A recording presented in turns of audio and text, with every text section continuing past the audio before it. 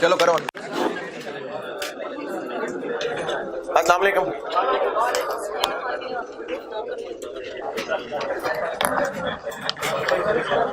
दुरूद शरीफ पढ़ लें।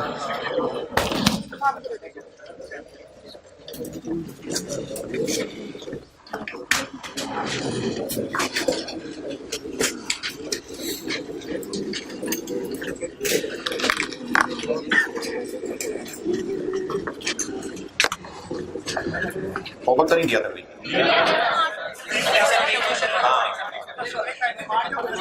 स्प्रिंग 17 क्वेश्चन का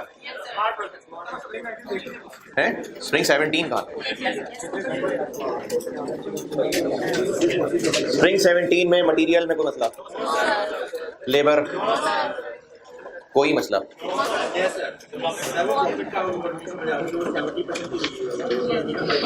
मार्जिन था मतलब रेवेन्यू। हाँ तो कॉस्ट 70% है। ये जो हमने निकाली है 70। हाँ तो उसको 70% से क्रॉस करेंगे तो कॉन्ट्रैक्ट प्राइस आ जाएगी। हाँ नहीं इसका 100 नहीं करना। मतलब ये 70 है। हाँ इसको 100 पर हाँ 70% से डिवाइड करना। 0.7 से डिवाइड करते हैं।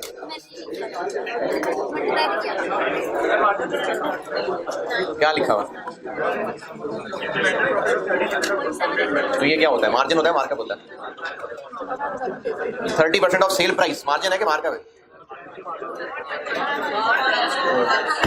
कॉन्ट्रैक्ट प्राइस किस बात की प्राइस? सेल प्राइस ना।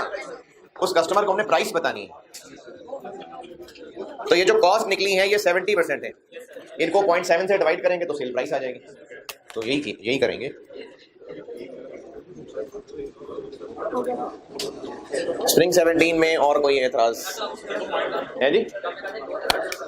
हाँ तो वो अभी चैप्टर में बता रहे हैं ना।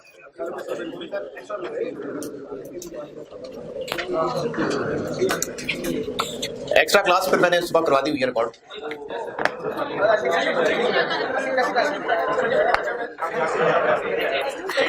तो वो लेक्चर 82 जो है वो आप फिर यूट्यूब पे देख लीजिएगा। है 82 से 81 तो यह हो रहा है तो 82 ना सर। लेक्चर 82 आप लोग यूट्यूब पे देख लीजिएगा।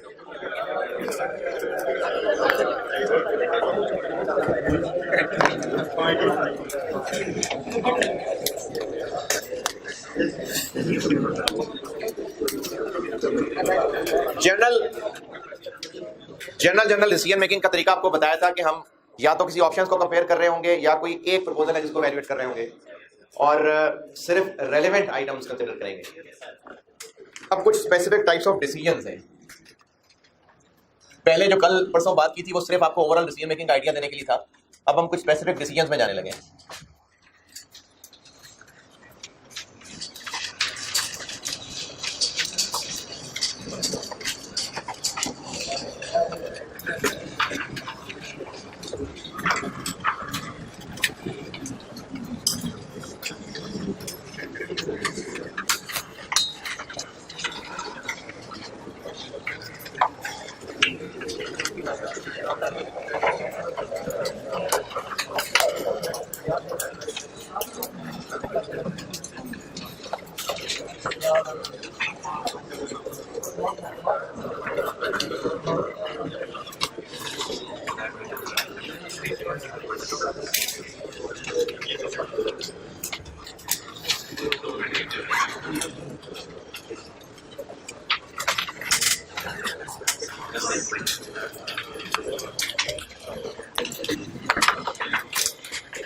Special orders, limiting factor decisions. इस लिमिटिंग फैक्टर डिसीजन को ऑप्टिमम प्रोडक्शन मिक्स भी कह सकते हैं। मेक और buy decision, further processing decision और कंटिन्यू और शट डाउन डिसीजन।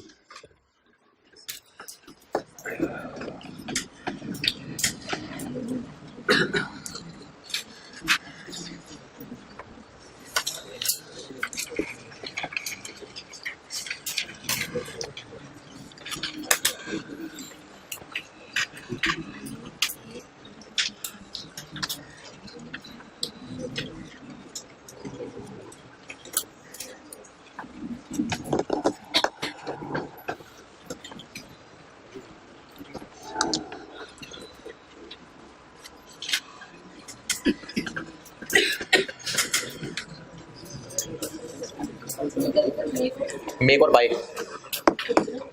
मेक और बाय डिसीजन BUY लिखा हुआ है। ये शोशा व्यू का, ये शोशा वाई।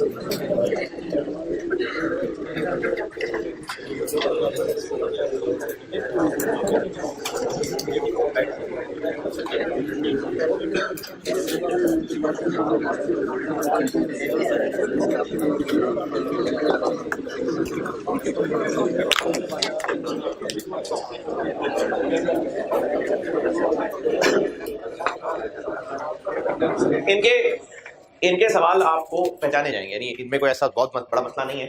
इनके सवाल पहचाने जाएंगे, डाटा से ही पहचाने जाते हैं। और ऐसे भी सवाल हैं जो इनमें से कुछ चीज़ें मिक्स भी हो जाती हैं, ये आपस में मिक्स हो सकते हैं ये, और इसके अलावा इनके साथ कुछ और डिफरेंट तरह के डिसीजन भी मिक्स हो सकते हैं। तो इसलिए मैंने आपको बिल्कुल शुरू में जनरल सवाल कराया था ताकि आइडिया हो कि डिसीजन मेकिंग कैसे करते हैं। जब इन सबको एक एक करके करवा दूंगा तो उसके बाद फिर कोई एक दो सवाल हम मिक्सचर वाले भी करने होंगे। तो इसलिए ये तो नाम लेके हैं जिनमें कुछ खास स्टेप्स स्पेसिफिक हो रहे होते हैं, और इनके अलावा वैसे जनरल सवाल भी हो सकता है जिसमें सवाल देख के पता चलेगा कि क्या करना है। जैसे कल वाला सवाल था ऑप्शन 1 ऑप्शन 2, तो वो इनमें से कुछ नहीं था, बस वैसे ही डिसीजन था। तो उसमें जो जो रेलेवेंट आइटम थे उनको कंसिडर करके फैसला होगा। अब ये मैं एक एक करके कराता हूँ। अच्छा, वैसे चूंकि मैंने चैप्टर्स के नाम लिख दिए थे इसलिए बता रहा हूँ, वरना मैं तो टॉपिक के तौर पर पढ़ा रहा हूँ। ICAP के हिसाब से ये चैप्टर रेलेवेंट कॉस्टिंग कौन सा बोला मैंने? 14, और ये चैप्टर 15 डिसीजन मेकिंग टेक्निक्स। मतलब बुक के एतबार से अगर देखेंगे तो ये 15 है और वो 14 है जी। दोबारा आएंगे। इवैल्यूएशन या प्राइसिंग ऑफ स्पेशल ऑर्डर्स।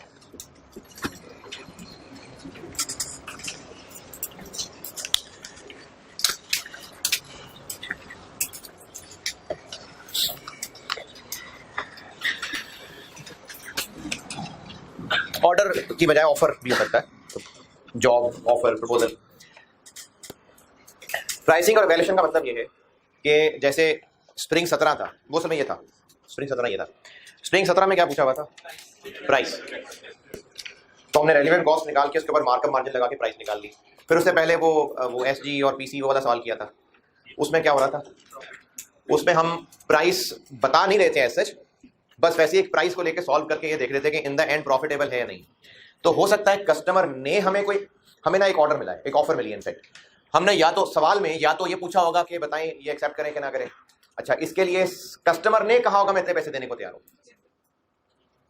या फिर आपसे पूछा होगा बताएं आप कस्टमर को कितनी प्राइस चार्ज करेंगे। तो ये करनी तो कॉस्ट ही है, इसको मैं सिर्फ इतना कह रहा हूं। अच्छा, वैसे इतना कोई टेंशन भी नहीं है इस नाम की। ये इवैल्यूएशन, मेरे इवैल्यूएशन से मुराद मेरी ये है कि कस्टमर ने कहा होगा, जैसे मैंने कल क्या मिसाल दी थी, शादी हॉल वाली, परसों शादी हॉल वाली ना। प्राइसिंग ये था कि शादी हॉल वाले पूछे कि आप बताएं कितने पैसे लेंगे, और इवैल्यूएशन इसमें इसको कह रहा हूं कि शादी हॉल वाले कह रहे हैं हम 10 लाख रुपए देंगे, बताएं हाँ या ना। तो वो इवैल्यूएशन, यानी या तो हमें इसमें कस्टमर को प्राइस बतानी होगी या कस्टमर की बताई हुई प्राइस को देखना होगा कि इसको हाँ बोले या ना बोले। या तो हमने प्राइस बतानी होगी या कस्टमर की बताई हुई प्राइस को हाँ या ना करना होगा। तो इसको मैंने इवैल्यूएशन और प्राइसिंग कह दिया। स्पेशल ऑर्डर से क्या मुराद है, इसका एक कॉन्टेक्स्ट समझ लें, और फिर खुद से उर्दू में, पंजाबी में, पश्तो में, इंग्लिश में खुद अपने अल्फाज में कहानी लिख जरूर लीजिएगा। पहले समझ लें, जब कोई बिजनेस अपने मेन प्रोडक्ट की प्राइस तय करता होगा, जैसे कॉलेज है फीस तय करनी है, तो फीस तय करते हुए गार्ड की सैलरीज, किराया, ये सब भी कवर होगा? बिल्कुल होना चाहिए ना, क्योंकि रेवेन्यू जहां से जनरेट होना है, प्रॉफिट तो एंड से वहीं से ही बचना है। एक बिजनेस है जो प्रोडक्ट्स मैन्युफैक्चर करके बेचता है, तो वो प्रोडक्ट की प्राइस निकालते हुए सिर्फ और सिर्फ उनकी प्रोडक्शन कॉस्ट कंसिडर करे?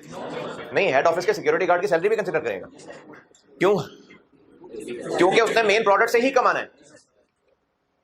और मिसाल, अगर एक बिजनेस है, एक लिबर्टी में चले, शॉप है गारमेंट्स की, अब उसने गारमेंट्स बेचने हैं, तो उनकी कीमत जो रखेगा सिर्फ उन गारमेंट्स की कॉस्ट कवर करेगा? नहीं, शॉप का किराया, सेलमेंट सैलरी, सारा कुछ इसी में से कवर करेगा, क्योंकि वही उसका मेन प्रोडक्ट है। मेन प्रोडक्ट की प्राइसिंग कैसे की जाती है ये नहीं सीख रहे हैं, ये हमारा स्कोप नहीं है। स्पेशल ऑर्डर से क्या मुराद है? इसी मैं दुकान वाली मिसाल बताता हूँ। उस कपड़ों की दुकान से एक बंदे ने कॉन्टेक्ट किया कि जी ईद का सीजन आ रहा है, आप ना मुझे चूड़ियों मेहंदी का ना बाहर स्टॉल लगाने दें। अब ये जो बाहर स्टॉल लगाना है, तो चूड़ियों मेहंदी वाला कह रहा है जी बताएं मुझसे कितने पैसे लेंगे, आप बताएं, मुझे 10 दिन का टाइम दे दें, तो मुझे बताएं कितने पैसे लेंगे। अब उस दुकानदार को, चूड़ियों वाले को पैसे बताते हुए दुकान का किराया, सारे तनख्वाहें, बिजली के बिल सब कवर करने चाहिए? क्यों नहीं? तो वो तो अपने नहीं, रेलिवेंट के वर्ड से जवाब नहीं, वैसे लॉजिकली वो वैसे ही अपने मेन प्रोडक्ट से कवर कर रहा है। तो इससे अच्छा, इससे इसलिए भी नहीं मांगेगा कि अगर सारे किराया शराया डाल के उसको पैसे बताएगा तो वो कहेगा जी रहने दे, शुक्रिया, वो 7 दुकान किराए पे ले लेगा। तो इसलिए ये एक एक्स्ट्रा काम है मेन काम से हटके। तो चूंकि एक्स्ट्रा काम है, तो इसमें ऑब्जेक्टिव है होना चाहिए कि जो एक्स्ट्रा खर्चा होगा बस वो पूरा होके जितना प्रॉफिट चलो आना है आ जाए। दोबारा सुने, जो बिजनेस कोई मेन काम करता होगा, उस मेन प्रोडक्ट की प्राइस निकालते हुए यकीनन उसने सारे खर्चे सोचे होंगे। लेकिन जो मेन काम से हट के कोई एक्स्ट्रा काम है, स्पेशल, वन ऑफ, पेरिफेरल, कोई एक्स्ट्रा जो नॉर्मल से हटके, उसको प्राइस तय करते हुए सारे खर्चे बीच में डालने की जरूरत नहीं, क्योंकि वो तो मेन प्रोडक्ट से कमा रहा है। तो उसको फिर सिर्फ और सिर्फ उन खर्चों को कंसिडर करना चाहिए जो उस पर्टिकुलर ऑफर से रेलेवेंट है। इसको रेलेवेंट कॉस्टिंग टेक्निक भी कहते हैं। तो business special one of orders की प्राइसिंग करने के लिए सिर्फ रेलेवेंट खर्चों को कंसिडर किया करेगा। ये इसका कॉन्टेक्स्ट है कि बिजनेस जिसका सवाल होगा ये उसका कोई एक्स्ट्रा काम होगा, ये उसको कोई एक्स्ट्रा जॉब ऑफर आई होगी, नॉर्मल काम से कुछ हटके होगा, कुछ डिफरेंट पूछा होगा। तो इसकी प्राइसिंग के लिए या ये देखने के लिए कि मुझे प्रॉफिट बच रहा है कि नहीं बच रहा, तो उसको एग्जिस्टिंग खर्चे इसमें डालने की बजाय सिर्फ रेलेवेंट आइटम, सिर्फ रेलेवेंट खर्चे कंसिडर करने चाहिए। ये है प्राइसिंग या इवैल्यूएशन ऑफ स्पेशल ऑर्डर। अभी भी जिनको अल्फाज नहीं मिल रहे दोबारा सुन ले। बिजनेस के नॉर्मल काम से हट के कोई एक्स्ट्रा काम आया है, फैसला ये करना है कि उस एक्स्ट्रा काम के कितने पैसे चार्ज करें, या फिर जो कस्टमर ने पैसे कहे हैं उस पर हाँ कहें या ना कहें। इस सारी डिसीजन मेकिंग के लिए कौन से खर्चे कंसिडर करने चाहिए? सिर्फ जो उस ऑफर से रेलेवेंट खर्चे हो। ये इसका बैकग्राउंड। क्या ये जो मैंने दुकान की मिसाल दी है, हो सकता है वो लाइटिंग उनको अरेंज करनी हो बाहर दुकान से, दुकान वाला वो कहे जी आप मुझे लाइटिंग बाहर अरेंज कर दें, अंदर अपनी दुकान से कनेक्शन दे दें, एक गार्ड भी मुझे दे दें आप, तो फिर हम उन खर्चों को साथ शामिल करके जो प्रॉफिट डालना होगा वो डाल के उसको बताएंगे।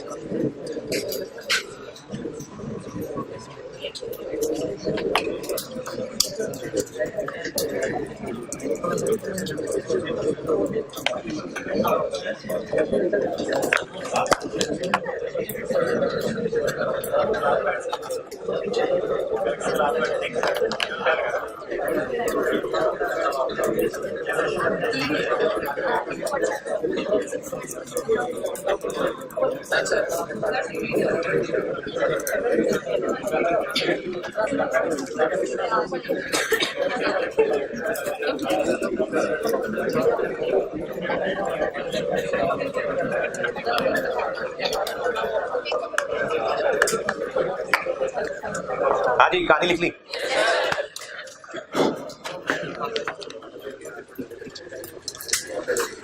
इसमें फिर अगर प्राइस निकालने को कहा होगा तो जो जो रेलिवेंट कॉस्ट थे उनको फाइंड करने के बाद मार्कअप मार्जिन लग जाएगा। और अगर इवैल्यूएशन करने को कहा, एक्चुअली इवैल्यूएशन करने को नहीं जरूरी कहा हो, बस कहा होगा कि ये कस्टमर ने प्राइस ऑफर किया, आप एडवाइस करें कि एक्सेप्ट करना है कि नहीं करना, तो मैं उसको इवैल्यूएशन कह रहा हूँ। तो फिर प्रॉफिट निकाल देंगे, प्रॉफिटेबल हुआ तो एक्सेप्ट कर लेंगे। और इस सारी कैलकुलेशन के लिए कौन कौन सी कॉस्ट कंसीडर कर रहे होंगे? रेलेवेंट पहचानने के लिए जो आपको 4 असूल बताए थे, रहनुमा असूल, जो इस जॉब की वजह से एक्स्ट्रा इनफ्लो होगा रेलेवेंट है, एक्स्ट्रा आउटफ्लो होगा रेलेवेंट है। एक आउटफ्लो होना था अब नहीं होगा, इनफ्लो है। एक इनफ्लो होना था अब नहीं होगा, वो रेलेवेंट है। तो यही 4 बातें ही, और बस ये 4 बातें बता के ही इसको सॉल्व किया जा सकता है। लेकिन इसमें ना कुछ मसले ऐसे आ जाते हैं सवालों के अंदर, जैसे मिसाल के तौर पे हमें इस जॉब के लिए जो वर्कर्स चाहिए उनमें से सब लोग फारिग नहीं हैं, कुछ फारिग हैं, उनको पहले इतने पैसे देते थे अब इतने देंगे, कुछ फारिग नहीं है उनको कहीं और से लाना पड़ेगा, उनकी जगह कोई और बंदा लाना पड़ेगा। इस किस्म की कि स्टूडेंट के ये 4 प्रिंसिपल लगाने थोड़े से मुश्किल हो जाएंगे। इसी तरह इस जॉब के लिए जो मटेरियल चाहिए उसमें से कुछ हमारे पास पड़ा है, कुछ खरीदना होगा, जो पड़ा हुआ है वो भी हमारे किसी और काम का है, वो काम छोड़ना पड़ेगा। इस मसले आने शुरू हो जाएंगे। तो हैं तो वही वाले 4 प्रिंसिपल, लेकिन वो अप्लाई करने मुश्किल हो जाएंगे। इसलिए उन जितने भी पॉसिबल मसले होते हैं, 100% नहीं, मेजॉरिटी, उन मसलों को कवर करके शाखे शोखे बना के, केसेस बना के उनके आंसर बनाए हुए कि इनमें क्या रेलिवेंट कॉस्ट होगी, ताकि आप उनको याद कर लें और सवालों में हेल्प हो जाए। लेकिन सिर्फ उनके रट्टे से काम नहीं चलेगा, ये बहुत कॉन्सेप्चुअल सवाल है। अगर आप इसके कॉन्सेप्ट पिक कर लें तो ये मुश्किल सवालों में नहीं है रेलिवेंट कॉस्टिंग, मजेदार है। अगर कॉन्सेप्ट अच्छे पिक कर लें तो रट्टे से सिर्फ काम नहीं चलता इसमें। तो वो जो केसेस बना के उनके जवाब बताने लगा वो हैं हेल्प के लिए। वही जो 4 असूल बताएं उन्हीं की हेल्प के लिए, वो याद जरूर करिएगा, वो जरूर याद करिएगा और सवालों में वही इस्तेमाल करिएगा, लेकिन वो सपोर्ट हो पीछे उन कॉन्सेप्ट के। तो इसके लिए आपको मैं चूंकि रिस्क नहीं ले सकता था, क्योंकि बोर्ड पे जैसे वेरियंस में था कि बोर्ड पे कुछ और लिखूं, आपको कुछ और नजर आए, आपके रजिस्टर पे कुछ और हो, और जब कल पढ़ने लगे तो कुछ और नजर आए। तो मैंने जैसे वेरियंस के भी नोट्स ही बना के दिए थे, इसके भी नोट्स बना के दिए। ये आपने कोई 2-3 दिन पहले कॉपियर से लिए होंगे, रेलेवेंट कॉस्टिंग की डिटेल्स, 2 पेजेस थे गालिबन।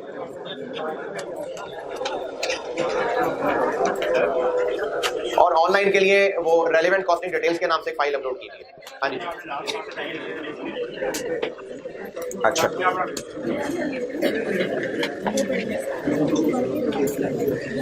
इस तरह ना ये रेलेवेंट कॉस्टिंग डिटेल्स के ये कोई 4 पेजेस हैं, ये आपने कॉपियर से लिए होंगे, इन पे करने लगा हूँ बात। अब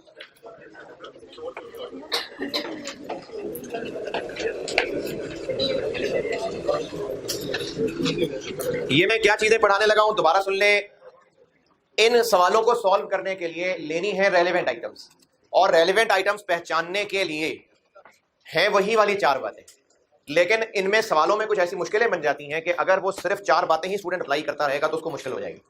तो उन 4 बातों को अप्लाई करने की सपोर्ट के लिए मैंने कुछ केसेस बना दिए हैं कि अगर ये हो तो ये है, ये हो तो ये है, ये हो तो ये, ताकि आप वो चीजें याद कर लें और रेलेवेंट पहचानने में हेल्प हो जाए। तो अब ये वो रेलेवेंट पहचानने वाली बात बताने लगा।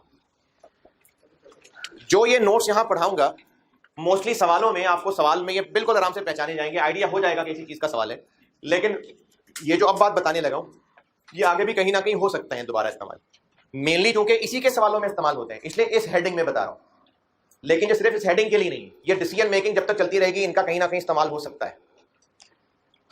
कॉन्टेक्स्ट ये है, मतलब मिसाल मैं ले लेता हूं कि एक बिजनेस है और वो ऑफिस फर्नीचर बनाता है। उस ऑफिस फर्नीचर, चेयर्स, ये रैक्स और ये वर्क स्टेशन जिन पे ये कंप्यूटर वगैरह रखे होते हैं, टेबल्स, ये बनाता है, कैबिनेट, फाइलिंग कैबिनेट। इस बिजनेस को एक स्कूल की तरफ से अप्रोच किया है और कहा है जी कि हमने ना अपना जूनियर ब्रांच खोलनी है, तो आपका फर्नीचर बड़ा मशहूर है, तो मैं आप छोटे बच्चों के लिए चेयर्स बना दें 200। अब इस बिजनेस का मेन काम ऑफिस फर्नीचर बनाना है, लेकिन इनको एक ऑफर आई है कि हमारे लिए 200 चेयर्स बना दें बच्चों के साइज वाली। ये मिसाल है जिसको लेके मैं आगे बढ़ाने लगा। अब इस स्कूल वाली ऑफर को हाँ बोलने के लिए बिजनेस कैलकुलेशन करेगा कि हमें 200 चेयर्स बनाने के लिए कितना मटेरियल चाहिए, कितना लेबर चाहिए। इनमें से मैं पहले सबसे डायरेक्ट मटेरियल समझाने लगा। हम इस वक्त क्या करने लगे, क्या कर रहा हूँ, ये जो नोट्स पढ़ाने लगा हूँ, मैं आपको इस टॉपिक के लिए रेलेवेंट पहचानने की जो जो मुश्किलें सवालों में आनी है, जो जो कॉम्प्लिकेटेड सिचुएशंस बन जानी है, उनके हल बना के दिए हैं, वो समझा रहा हूं ताकि आप याद कर लें, इसके सवालों में काम आएंगे। और ये समझाऊंगा मैं उन्हीं 4 असूलों पे। कौन से 4? हाँ, वही। पहले डायरेक्ट मटेरियल की बात करते हैं। अच्छा, अब डायरेक्ट मटेरियल और बाकी भी, लेबर भी, क्योंकि मुझे समझाना भी है ना, तो सारा कुछ जबानी ना मुझे आसानी होगी समझाने में, ना आपको आसानी होगी, तो मैं कुछ ना कुछ बोर्ड पे भी लिख रहा हूँ, लेकिन मुकम्मल बोर्ड पे नहीं लिख रहा हूँ, आधी बात लिख रहा हूँ, आधी नहीं लिख रहा हूँ। तो बोर्ड वाली बात को अगर नोट करना है तो कोई खास फायदा नहीं होगा उसको नोट करने का, क्योंकि मैंने थोड़ा सा एक वर्ड लिखा होगा, बाकी बात जबानी बोली होगी। तो सिर्फ समझाने के लिए जबानी बात ना हो, तो मैं कुछ ना कुछ बोर्ड पे लिख रहा हूँ। मेन वही है जो आपके कागजों में लिखा हुआ है, तो इसलिए समझने पे ज्यादा जोर रखिएगा।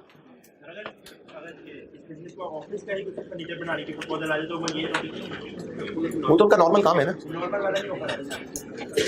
क्या मतलब जो मेन चीज बना रहे हैं उसी का प्रपोजल। देखें, जब एक बिजनेस है, कोई नॉर्मल जो उसका काम है वही प्रोडक्ट बेचना होता है, तो उसकी प्राइसिंग करने में वो पूरे प्रोडक्ट की कॉस्ट में फिक्स कॉस्ट भी रखते होंगे, मटेरियल, लेबर, ओवरहेड सारे करते होंगे, मटेरियल जितने का खरीदा था, जो कुछ भी, वो तो नॉर्मल प्राइसिंग काम हो गया।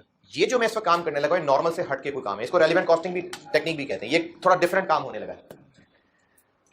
वो डायरेक्ट मटेरियल जो इन 200 चेयर्स पे इस्तेमाल होना है, उस डायरेक्ट मटेरियल की रेलेवेंट कॉस्ट क्या होगी, ये सिखाने लगा। हम लोग इस 200 चेयर्स वाले ऑर्डर को इवेल्युएट या प्राइस कर रहे हैं, तो उसमें मटेरियल, लेबर, ओवरहेड की ना रेलेवेंट कॉस्ट लिखनी है। तो जो उन 200 चेयर्स वाले ऑर्डर पे मटेरियल लगना है, उस मटेरियल की रेलेवेंट कॉस्ट क्या होगी, ये समझाने लगा। जो मटेरियल लगना है, हो सकता है वो हमारे रेगुलर यूज का हो सकता है रेगुलर यूज का ना हो। यानी जो लकड़ी नॉर्मल फर्नीचर में इस्तेमाल होती है, शायद इसमें भी वही लकड़ी लगनी हो, और हो सकता है कोई डिफरेंट लकड़ी लगनी हो। पहले रेगुलर यूज की बात बताता हूं, यानी वो मटेरियल जो हमारे रेगुलर यूज में भी इस्तेमाल होता है, वही लगना है 200 चेयर्स पे। या तो ये स्टॉक में पड़ा होगा, या फिर स्टॉक में नहीं पड़ा होगा। अगर स्टॉक में नहीं पड़ा होगा, इन 200 चेयर्स के ऑर्डर को अगर हाँ बोली यानी करना हुआ, तो एक्स्ट्रा क्या कॉस्ट पड़ेगी, जो मटेरियल खरीद के लाएंगे। तो रेलेवेंट कॉस्ट क्या हुई, जितने का अब खरीदना होगा, या जितने का पिछले हफ्ते मिलता था, जितने का अब खरीदना होगा। और अगर ये खरीदने की बजाय हमारी एक और फैक्ट्री में बन जाता होता है, तो जितने का बनेगा। अगर स्टॉक में नहीं है वो मटेरियल जो जॉब पे चाहिए, और वो हमारे रेगुलर यूज का मटेरियल है, और स्टॉक में नहीं है, तो रेलेवेंट कॉस्ट क्या होगी इसको लगाने की, जो खरीदने पे खर्चा आएगा, या अगर हम किसी और फैक्ट्री में बनाते हैं तो जो बनाने पे खर्चा आएगा। लेकिन अगर वो स्टॉक में पड़ा हुआ है, तो जितने का खरीदा था। यहां पर एक बात अच्छी तरह पल्ले से बांध लें, डिसीजन मेकिंग के लिए था कभी रेलेवेंट नहीं होता, पास्ट चीज कभी रेलेवेंट नहीं होती। जो हिस्टोरिक चीज है ना, वो रेलेवेंट कभी नहीं होती। डिसीजन हमेशा, देखें, डिसीजन हमेशा फॉरवर्ड के लिए होता है। मैं यहां खड़ा हूं, अब यहां से डिसीजन ये है कि यहां से राइट टर्न लेना है कि लेफ्ट टर्न लेना है, डिसीजन है।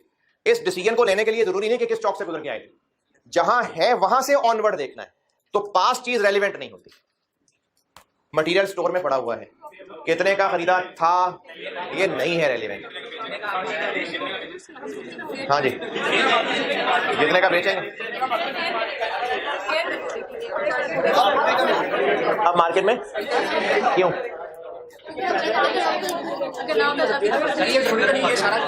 हाँ ठीक है, कुछ ना हो तो नहीं, जो चाहिए वो स्टॉक में है, तो कह रहा हूँ, नहीं है तो फिर तो ये बात हो जाएगी।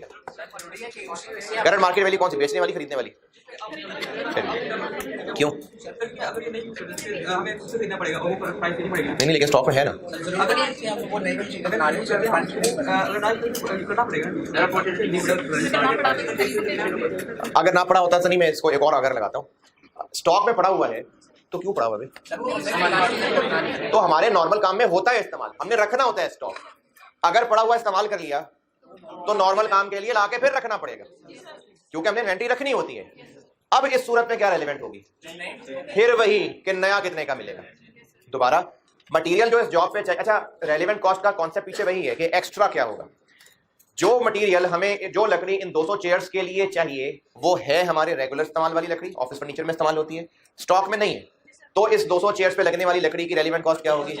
जितने का आप खरीदेंगे या बनाएंगे। और अगर स्टॉक में पड़ी हुई है तो भी, क्योंकि जो पड़ी हुई है वो नॉर्मल काम के लिए रखी थी, अगर वहां इस्तेमाल कर ली तो नॉर्मल काम के लिए फिर खरीद के लाके स्टोर में रखनी पड़ेगी। तो एक्स्ट्रा खर्चा किस बात का होगा? फिर वही खरीदने पे ही होगा। अच्छा, बेशक वो जो और खरीद के लाएंगे वो वापस स्टोर में रख देंगे, पड़ी हुई है जो इस्तेमाल हो रहे होंगे, लेकिन इसकी वजह से क्या खर्चा हो रहा है? जो लाने पे खर्चा होगा। तो स्टॉक में पड़ा हो चाहे ना पड़ा हो, इस तरह के मटेरियल की रेलेवेंट कॉस्ट क्या हुई? जो अब नया खरीदने का खर्चा है। अब आप पहली एक ब्लैक लाइन लिखी हुई है, वो कॉपी में थोड़े शेड है ना, हल्के हल्के हो गए, बल्कि मैं आपको नहीं दिखाता हूं।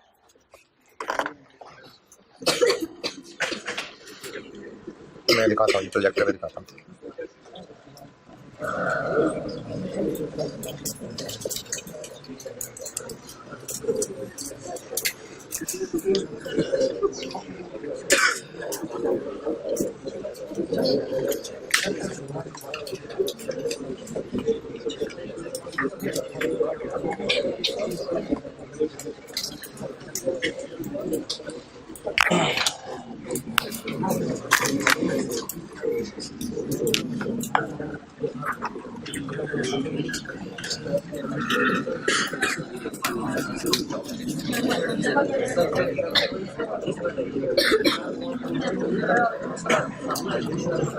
ऑफ हो गया? नहीं, मुझसे दोबारा, मैंने दोबारा प्रेस कर दिया।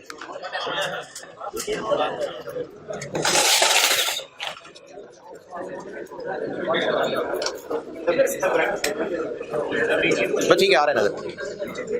पढ़े तो वहां ना, पढ़े तो अपने नोट्स में आप। ये ब्लैक लाइन जो हेडिंग है, मटेरियल से स्टार्ट किया मैंने।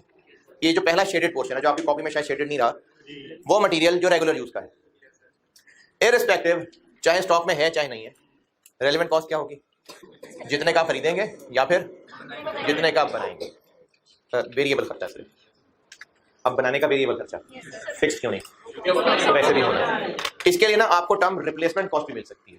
रिप्लेसमेंट कॉस्ट, ये रिप्लेसमेंट कॉस्ट लिखी हुई हो सकती है। उसका मतलब यही होता है कि अब मजीद दोबारा लाएंगे तो कितने का होगा, तो रिप्लेसमेंट कॉस्ट भी इसको कहा हो सकता है। तो जो मटेरियल हमें जॉब पे चाहिए, अगर वो रेगुलर यूज का है, तो चाहे स्टॉक में है चाहे नहीं है, चाहे स्टॉक में है चाहे नहीं है, क्या होगी रेलेवेंट कॉस्ट उसकी? जितने का अब मिलेगा, बनेगा या मिलेगा। ठीक है। और अगर हमारे रेगुलर यूज का नहीं है तो क्या? समझाता हूं बोर्ड पे।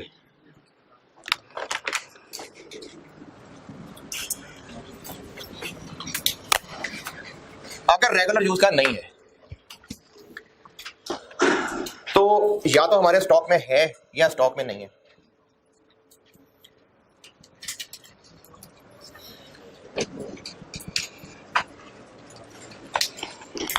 जो मटेरियल हमें चाहिए वो मटेरियल हमारे रेगुलर यूज का नहीं है और स्टॉक में भी नहीं है। तो अब अगर ये जॉब करनी हुई तो खरीदना पड़ेगा। तो रेलिवेंट क्या होगा? जितने का खरीदेंगे, वही जो अभी बताया था। तो इसका जवाब वही है जो अभी बताया था।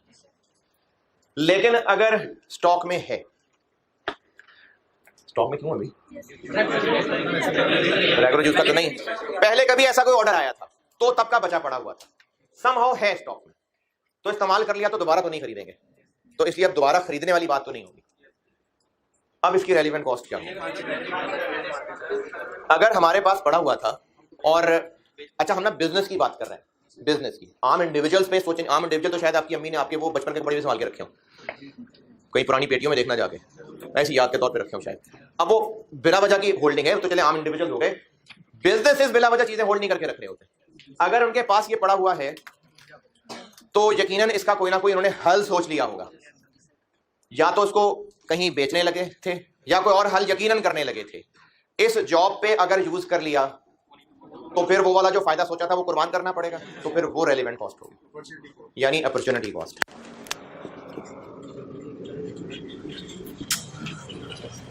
ये बात दोबारा देखें, जो मटेरियल हमें इस जॉब पे चाहिए वो मटेरियल हमारे रेगुलर यूज का नहीं है और स्टॉक में भी नहीं है, तो खरीद लेंगे। रेलिवेंट क्या होगा, जितने का खरीदेंगे। लेकिन अगर हमारे स्टॉक में है, किसी भी वजह से बहरहाल स्टॉक में, हो सकता है पहले भी कभी इस तरह की कोई जॉब आई थी, या हो सकता है पहले होता था रेगुलर यूज का, अब हम छोड़ चुके हैं वो काम, तो ये हमारे रेगुलर यूज का अब नहीं है, लेकिन स्टॉक में पड़ा हुआ है। तो इस पड़े हुए का हमने यकीनन कोई और हल सोचा हुआ था, और अगर ये 200 कुर्सियों का ऑर्डर ना आता तो यकीनन हम वो हल करने वाले थे। अब हमें अगर यहाँ यूज करना है तो वो जो हल सोचा हुआ था वो कुर्बान करना पड़ेगा, तो उसकी जो कुर्बानी होगी वो हमारी रेलिवेंट कॉस्ट होगी, और उस कुर्बानी को अपॉर्चुनिटी कॉस्ट है। सोचा होगा, सोचा होगा है जी? नहीं, अभी बस सोचा हुआ था, बस करने ही वाले थे। क्या क्या?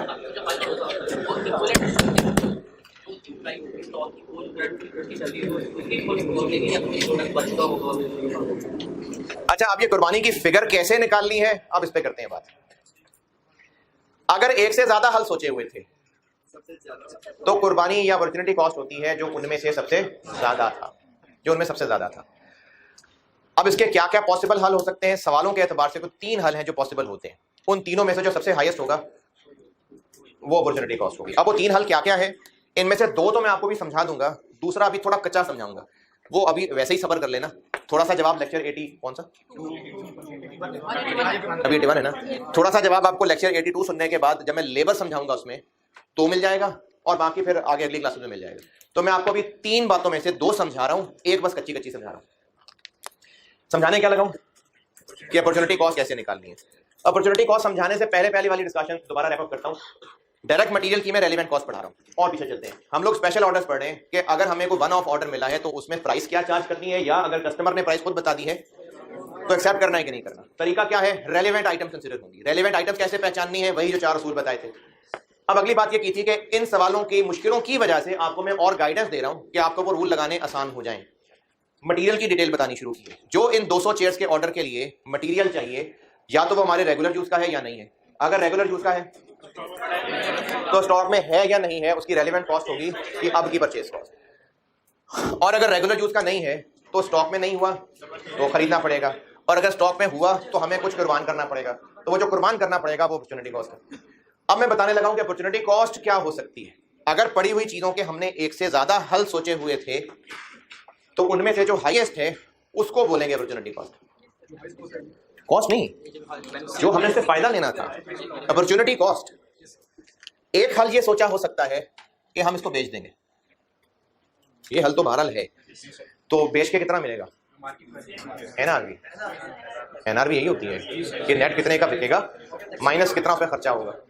अच्छा, जो चीज हम जो पड़ी हुई है वो बेच के एंड प्रॉफिट कितना कमाएंगे, नहीं, एनआरवी कितनी होगी, क्योंकि कितने का खरीदा था वो पुरानी बात है।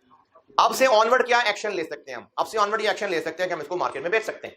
तो पड़े हुए का एक फायदा उठाने का रास्ता क्या है, बेच दें, तो उससे क्या मिलेगा, एनआरवी।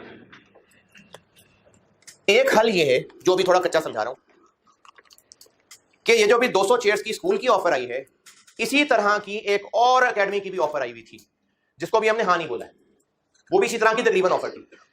अभी इस वक्त बहरहाल हम इन 200 चेयर्स की ऑफर को इवेलुएट कर रहे हैं। जो लकड़ी इन 200 चेयर्स पे चाहिए वही लकड़ी उस एकेडमी की ऑफर पे भी चाहिए थी जिसको भी हाँ नहीं बोला है। अगर हमने ये मटेरियल इस जॉब पे इस्तेमाल कर लिया तो वो जॉब छोड़नी पड़ेगी, तो इससे क्या रेलिवेंट हुआ, क्या हुई अपॉर्चुनिटी कॉस्ट, जो हमने वहां से कमाना था अब नहीं कमा सकेंगे, यानी profit on that other job, contribution and on that other job.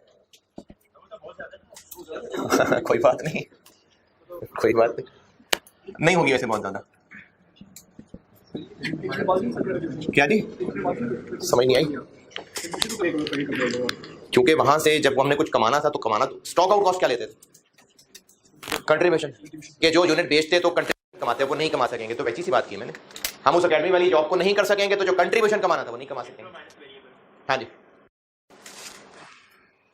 Contribution क्यों ले रहे हैं? क्योंकि वो जॉब ना करनी पड़ेगी अगर इस जॉब को किया तो वो कंट्रीब्यूशन जो कुर्बान करनी पड़ेगी, एक वो रास्ता है जो हमने सोचा हुआ था। अच्छा, इसमें जो अभी मजीद नहीं बता रहा मैं, इसमें कुछ ऐड भी होगा, कॉस्ट ऑफ दिस मटेरियल। क्यों ऐड होगा, इसका जवाब काफी हद तक अगली क्लास में लेबर के कॉन्टेक्स्ट में मिल जाएगा और वैसे उसी से मिल जाएगा, लेकिन आगे एक सवाल कराते हुए भी बता दूंगा। इसकी मैंने भी कोई वजह नहीं बताई, इस चीज की मैंने कोई वजह नहीं बताई। इसकी मैंने थोड़ी बहुत बहरहाल फिर भी वजह बताई है कि अगर हमने उस फलाने एकेडमी वाले ऑफर को ना किया तो जो वहां कमाना था वो नुकसान। क्या किसमें से लेस होगी? हाँ, क्या चीज मैंने नहीं बताया ये क्यों ऐड करना है, फिर भी उसी को गौर कर रहे हो कि ये क्यों करना है ऐड। मैंने कहा मैंने ये नहीं बताया कि क्यों करना है अभी ऐड, अभी नहीं बता रहा मैं, अभी इस चीज को मत सोचे।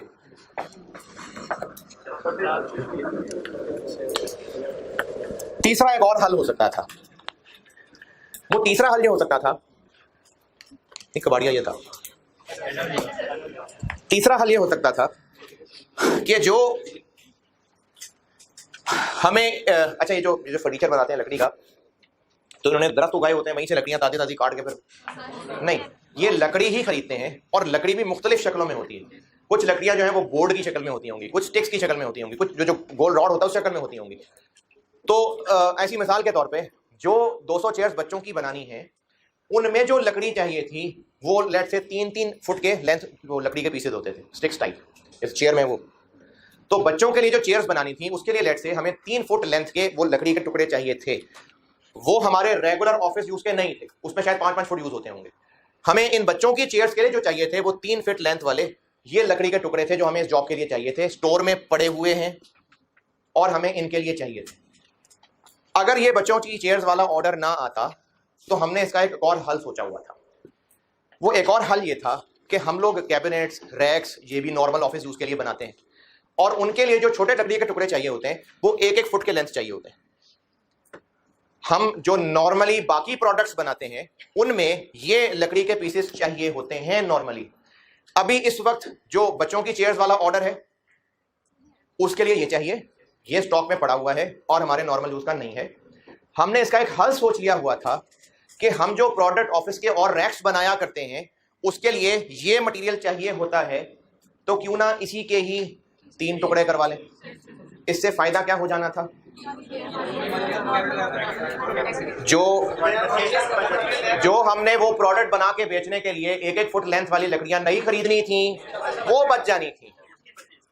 तो उस नई लकड़ी को खरीदने की परचेज कॉस्ट बचा लेनी थी इससे हमने, और इस एक लकड़ी से 3 की परचेज कॉस्ट बच जानी थी। अगर ये एक लकड़ी लेट से 20 रुपए की मिलती है तो हमारे पास इस एक स्टिक से 60 रुपए की बचत होने वाली थी, लेकिन कटाई पे खर्चा भी होना था, लेट से 5 रुपए खर्च होना था।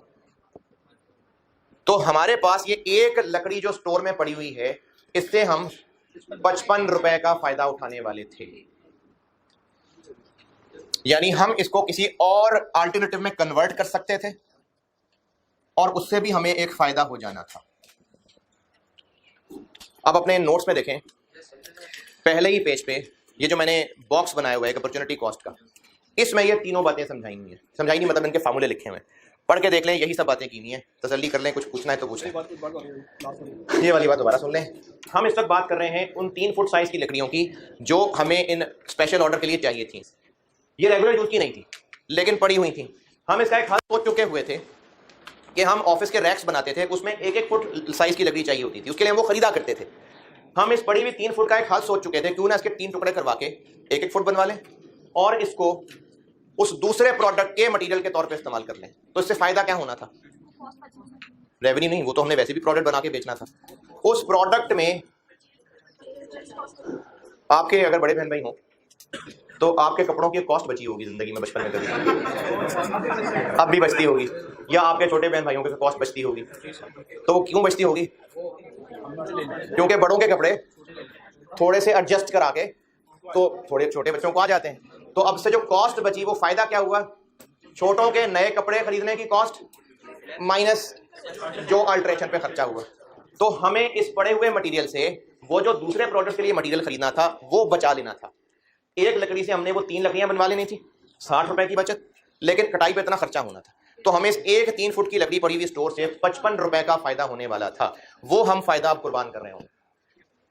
फर्ज करें ये 40 है, ये 42 है और ये 55 है, तो 55 है अपॉर्चुनिटी कॉस्ट जो यहाँ है। क्या हुआ? क्या क्या कौन सी कॉस्ट?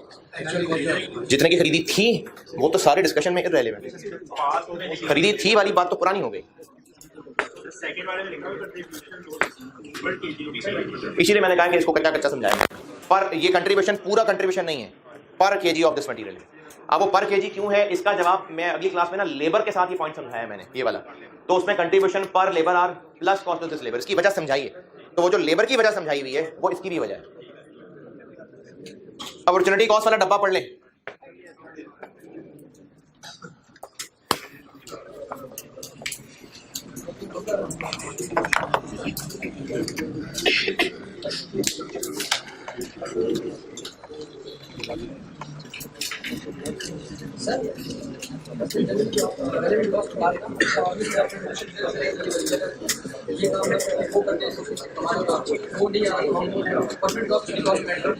कॉस्ट में ऐड कब कर रहे हैं? हाँ जी हाँ जी,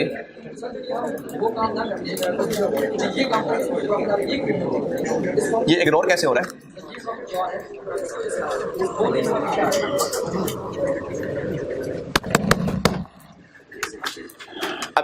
अभी मैं इसका एक सवाल कराता हूँ ना, एक बार सामने वैल्यूज आ जाएंगी, फिर उसके बाद आप पूछिएगा जो पूछना चाह रहे हैं। लेकिन आपने अपॉर्चुनिटी कॉस्ट का जिक्र कर दिया ना, तो मैं एक बार अभी सवाल करा दूं, सामने वैल्यूज आ जाए फिर पूछिए। लेकिन आप अपॉर्चुनिटी कॉस्ट कह रहे हैं ना, तो कंट्रीब्यूशन पे नहीं करें ना ज्यादा बात, इस पे मैं नहीं कर रहा अभी ज्यादा बात यार। पूछ तो कंट्रीब्यूशन का ही रहे हो ना।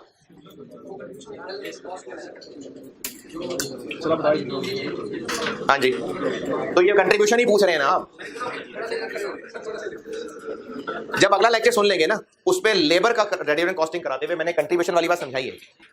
तो वो जो लेबर के पॉइंट ऑफ व्यू से समझाई है वो इसके पॉइंट ऑफ व्यू से भी हो गई, लेकिन फिर भी एक सवाल के अंदर ये डिस्कशन में आ जाएगी। ये डब्बा बता दिया पूरा। चलें अब मटेरियल की आखिरी बात, फिर एक सवाल कराता हूं उसका। ये जो अपॉर्चुनिटी कॉस्ट है इसको हम अपनी कॉस्ट क्यों कह रहे हैं? क्योंकि जो बेनिफिट आना था वो हम कुर्बान कर रहे हैं। अच्छा, कुर्बान करने की जरूरत ही तब पड़ती है जब कोई मजबूरी है।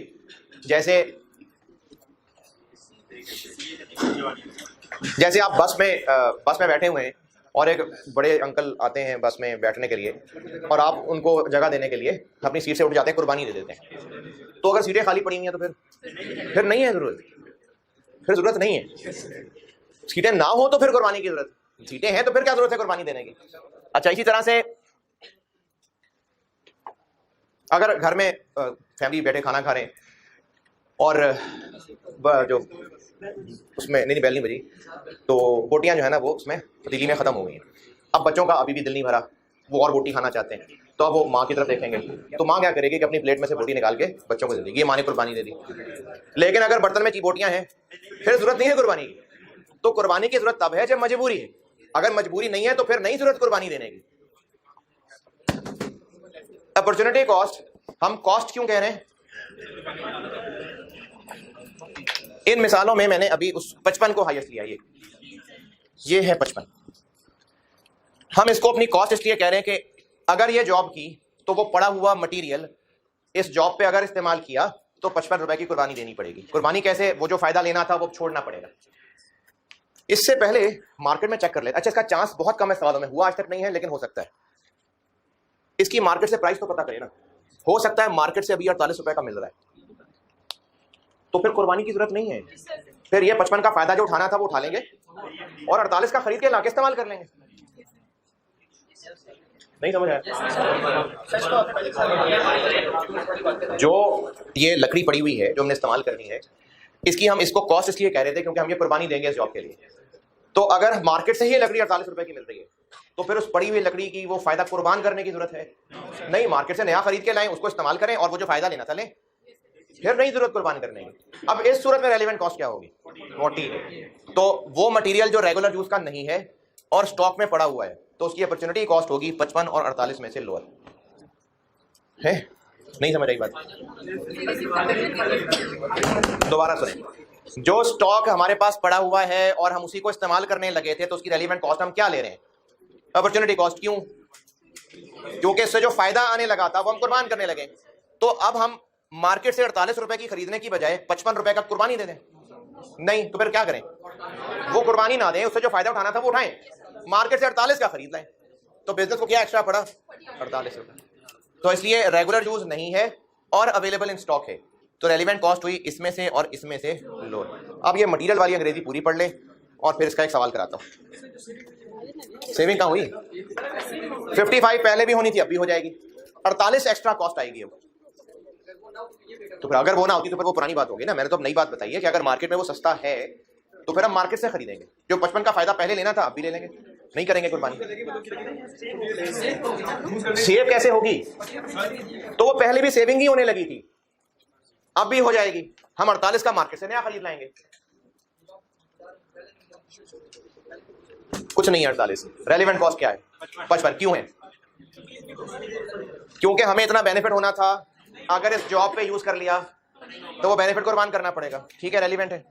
लेकिन अगर ये मार्केट से सस्ता मिल रहा है तो इस पड़े हुए की कुर्बानी देने की बजाय मार्केट से खरीद लाएं, तो अब रेलिवेंट क्या हो जाएगा? जितने का मार्केट से खरीद के लाएंगे। क्या जी? यानी ये भी 55 है, ये भी 55 है, तो कौन से वाले 55 को लेना है? जिसको मर्जी लें, जिसको मर्जी कर लेगा। 55 लिखना है ना, वो 55 लिख लेंगे।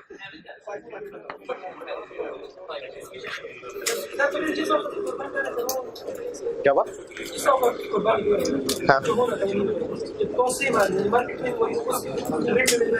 तो फिर मैनेजमेंट की मर्जी, हम तो कैलकुलेशन में 55 ही लिखेंगे ना। अब वो 55 कौन सा वाला लिख रहे हैं, जो मर्जी लिख रहे हैं, वो तो मैनेजमेंट ने सोचना है कि कुर्बानी दे के मार्केट से खरीदना है या कुर्बानी देनी है।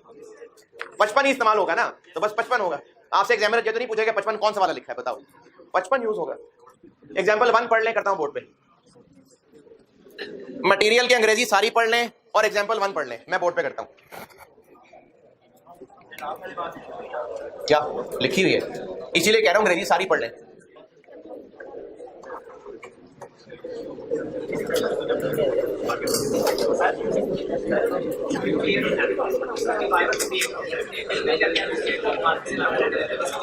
वो तो फिर बेवकूफी करनी है तो कर ले, हम तो बता रहे हैं फायदा किसमें।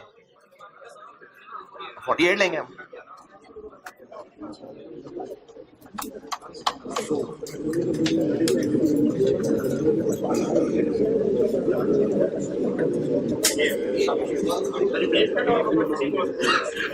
क्या जी? लोअर ऑफ, हाँ जी।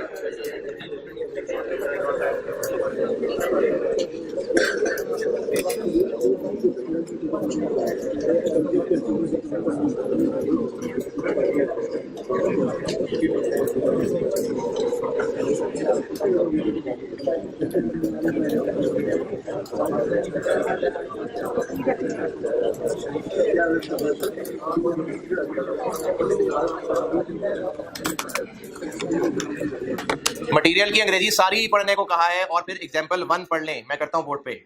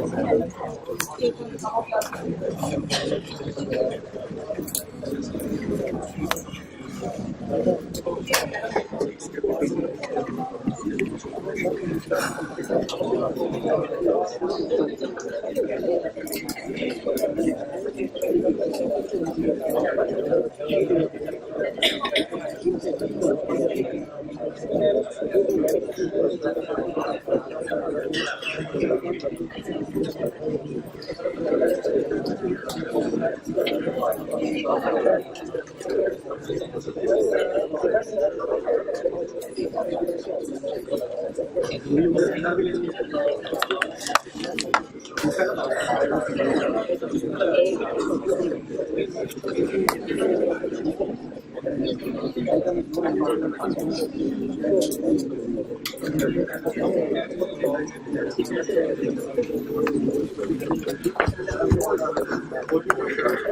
कहाँ था पढ़ने को?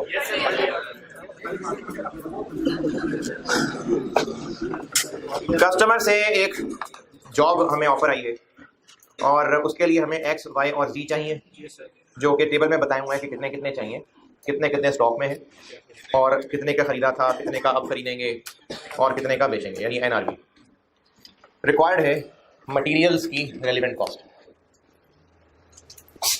मटेरियल एक्स की बात करते हैं पहले। मटेरियल एक्स चाहिए कितना? 800। स्टॉक में कितना पड़ा है? 200। टेबल के नीचे पहली ही line, material X is regularly used. तो बस अब चाहे स्टॉक में 200 होता है चाहे 2 लाख होता, हमें जितने चाहिए उनकी रेलेवेंट कॉस्ट क्या लेंगे? 20 या 23। तो material X 800 into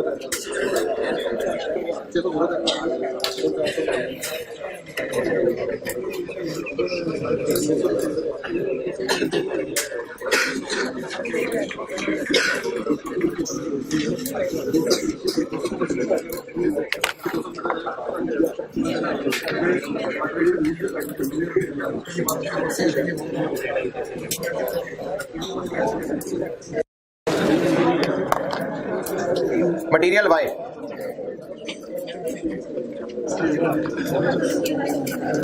Y is no longer in regular use and the units currently held as inventory have no alternative use of stock। फारेग है बस। तो अब हम इसको बस बेचने ही वाले थे।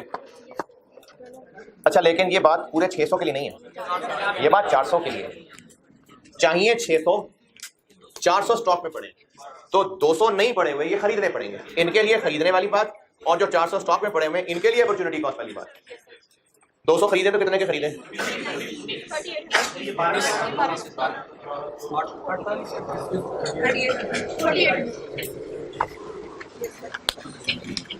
600 चाहिए लेकिन 400 स्टॉक में पड़े हुए हैं, तो वो जो 200 और चाहिए वो खरीदने पड़ेंगे।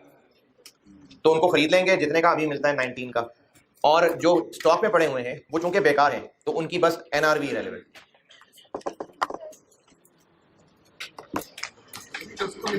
क्या बात? 400 को हाँ, ये रेगुलर यूज का है कि नहीं? तो इसका हल क्या हाल है इसका? स्टॉक में पड़ा हुआ है तो जो 400 स्टॉक में पड़ा हुआ है उसकी अपॉर्चुनिटी कॉस्ट ले ली। 400 पड़ा है ना स्टॉक में, और चाहिए हमें कितना? तो 200 और खरीदना पड़ेगा, तो जो खरीदना पड़ेगा वो खरीद लेंगे 19।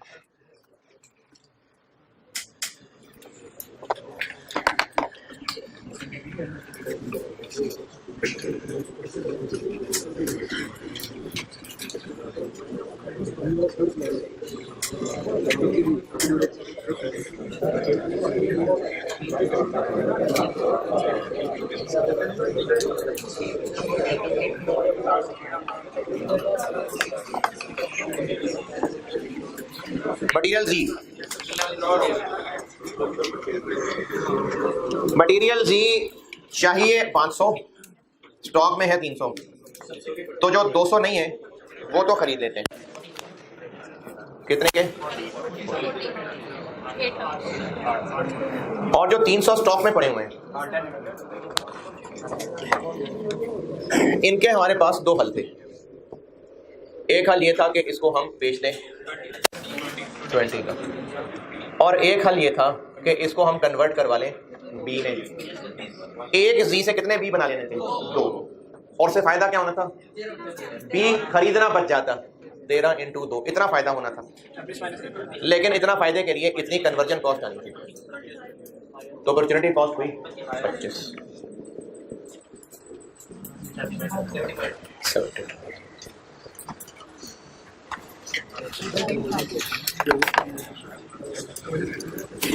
मटेरियल जी रेगुलर जूस का नहीं है।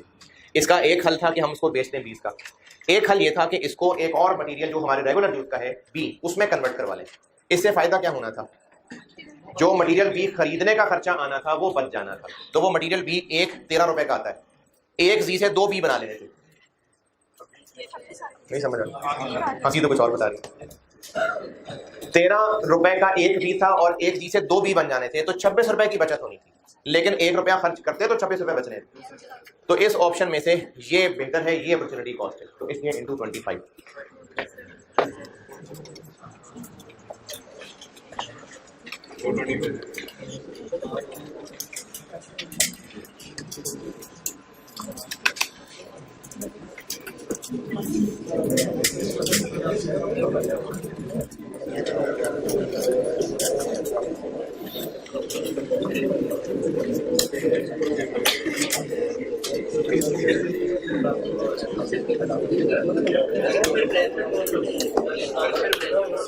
अगर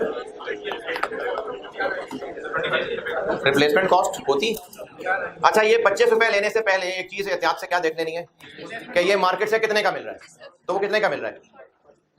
40। तो इसलिए ठीक है, 25 ठीक है। 55 और 48 नहीं वही ना, जिसको 55 बोला था और जिसको 48 बोला था, तो हमने लोअर को देखना है ना। तो बस ठीक है, ये लोअर अभी बताया था ना भाई कि कुर्बानी देने से पहले देख लेंगे कि मार्केट से सस्ता मिल रहा है तो नहीं देंगे कुर्बानी। तो मार्केट से सस्ता नहीं मिल रहा है, फिर हम ये छोड़ के फिर वो मार्केट से खरीदते हैं। मैनेजमेंट ने डिसीजन नहीं किया तभी तो हमसे पूछ रहे हैं कि क्या करना है। अगर डिसीजन कर लिया तो फिर डिसीजन मेकिंग हम किस बात की कर रहे हैं? अभी डिसीजन हमने बताना है ना कि क्या करना है। मार्केट से परचेज करते हैं 25 के साथ कंपेयर करना होता है या एमआरपी के साथ? 25 से कर ले तो बहुत है, 20 से करके क्या करना है? अपॉर्चुनिटी कॉस्ट तो उसमें से हाईएस्ट है। कुर्बानी तो यही देने लगे थे, तो है ही नहीं कुर्बानी की जरूरत। चलो ठीक है।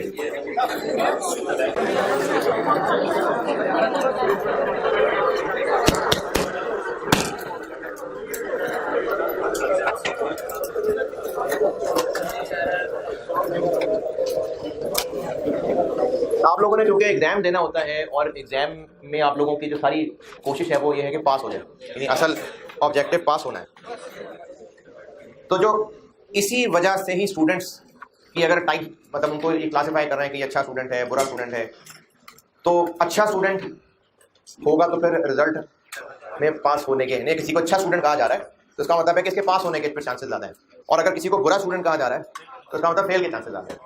इसी तरह से बताने के लिए अगर ये बोला जाए कि ये आदतें नहीं अच्छे स्टूडेंट्स में नहीं होती हैं, तो इसका क्या इसका ऑब्जेक्टिव है कि अगर ये आदतें अपने अंदर रखोगे तो नहीं मैं जुमला दोहरा रहा हूँ। अगर कुछ आदतों के बारे में कहा जा रहा है कि भाई ये आदतें अच्छे स्टूडेंट्स में नहीं होती, यानी अच्छे स्टूडेंट्स में नहीं होती ये आदतें, तो फिर बुरी आदतें हैं ना।